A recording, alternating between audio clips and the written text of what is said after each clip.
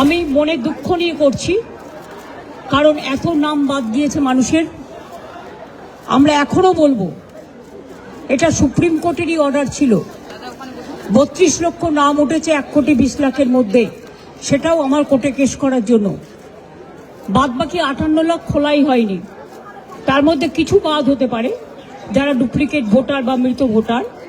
বাদ বাকি এমনকি অ্যাডজুডিকেশনে যে 27 লাখ কয়েক হাজার বাকি আছে, 50,000 60,000-এর মতো, তাদের ভোটাধিকার দেওয়া উচিত বলে আমি মনে করি।